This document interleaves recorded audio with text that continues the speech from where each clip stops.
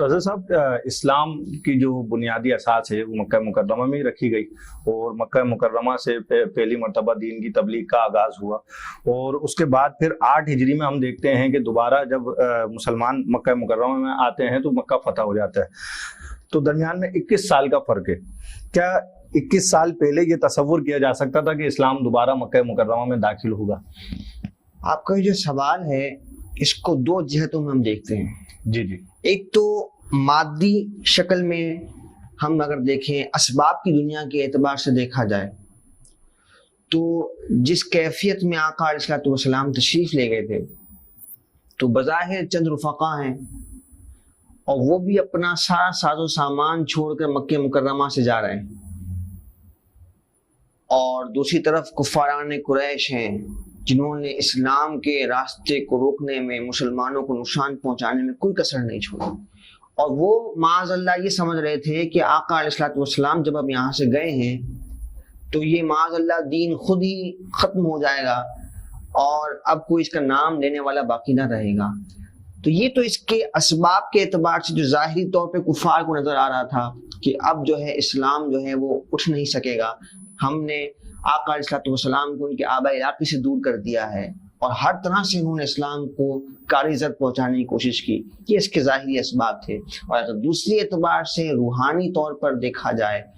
تو دین اسلام اللہ رب العزت کا بھیجا ہوا دین، اور پیارے آقا علیہ السلام اللہ کے پیارے محبوب ہیں، اللہ تبارک و تعالیٰ کے نبی ہیں،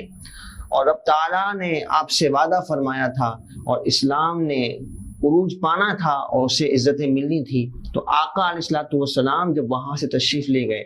تو آقا علیہ السلام بذات خود رب تعالیٰ کے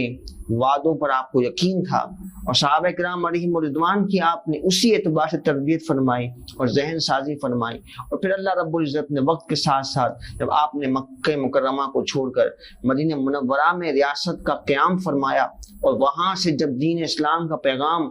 پورے عرب میں پہنچنا شروع ہوا، اللہ تبارک و تعالیٰ نے جب اس ریاست کو اتنا مضبوط کیا، اور درمیان میں پھر یہ اس اسلام کے راستے کو روکنے کے لیے کبھی بدر کے موقع پر، کبھی احد کے موقع پر اپنے تعین کوششیں کرتے رہے کفار، اور ہر موقع پر انہیں منہ کی کھانی پڑی۔ اسلام بلند ہوتا گیا کیونکہ اسلام کا ایک مزاج ہے، رب تعالیٰ نے اسے یہ شان دی ہے، اس میں وہ لچک ہے کہ جب اسے جتنا دبانے کی کوشش کی جاتی ہے، ہر زمانے میں آپ دیکھیں رب العالمین نے اسے اتنا ہی عروج دیا ہے۔ تو یہ صدقہ ہے رب العالمین کی اسلام کی جو اصل حقیقت ہے اور اس کی جو اپنی صداقت ہے، اس کا یہ نتیجہ ہے کہ اللہ نے اس کو ایسا عروج عطا فرمایا۔ ماشاءاللہ ماشاءاللہ۔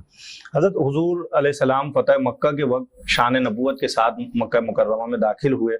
تو جو معاملہ حضور علیہ السلام نے مشرکین مکہ کے ساتھ فرمایا، اس کی کوئی تاریخ میں کوئی ایسی مثال ملتی ہے؟ اللہ اکبر۔ نبی پاک علیہ السلام جب مکہ مکرمہ میں داخل ہوئے تو ایک طرف تو آپ کے گرد جب آپ فاتحانہ انداز سے داخل ہو رہے تھے تو ایک طرف تو مہاجر اور انصار کا تہرا تھا، جن میں وہ صحابہ تھے کہ جنہوں نے لوہے کی زریں پہنی ہوئی تھیں اور لوہے کے لباس میں وہ ڈھکے ہوئے تھے، اور آقا علیہ السلام کی اپنی کیفیت کیا تھی کہ اگر ہم تاریخ اسلام کا مشاہدہ کرتے ہیں یا تاریخ عالم کا اگر ہم جائزہ لیں تو جو ظالم و جابر بادشاہ گزرے ہیں تو وہ جب بھی فاتحانہ انداز میں کسی علاقے میں داخل ہوئے تو انہوں نے اس علاقے کی اینٹ سیٹ بجا دی اور اس کو اتنا نقصان پہنچایا اس فتح کے تکبر میں۔ لیکن یہاں پیارے آقا علیہ السلام جو کہ امام الانبیاء ہیں، افضل الخلق ہیں، تمام مخلوق سب سے بہتر ہیں، آپ کی یہاں شان کیا تھی؟ ایک تو اگر آپ کے لباس کے لحاظ سے دیکھا جائے تو آقا علیہ السلام نے سیاہ امامہ شریف پہنا ہوا تھا، ماشاءاللہ، اور یہ آقا علیہ السلام کی سنت مبارکہ تھی کہ فتح کے موقع پر، خوشی کے موقع پر آپ بلیک سیاہ امامہ شریف جو ہے پہنا کرتے تھے، اور آپ کے گرد صحابہ کا پہرا تو تھا لیکن آپ کی اپنی کیفیت یہ تھی کہ عاجزی سے آپ نے اپنے سر مبارک کو اس طرح جھکایا ہوا تھا کہ آپ کا سر مبارک اونٹ کے کوہان سے لگ رہا تھا، اور اتنی عاجزی کے ساتھ کہ آقا علیہ السلام مکہ مکرمہ میں فاتحانہ انداز میں داخل ہوئے، اور قیامت تک کے لیے اہل ایمان کو گویا کہ یہ تلقین اور تربیت عطا فرما دی کہ جب بھی اللہ کسی موقع پہ بھی اسلام کو عروج عطا فرمائے، فتح نصیب فرمائے، تو اس میں کبھی بھی اپنی ذاتی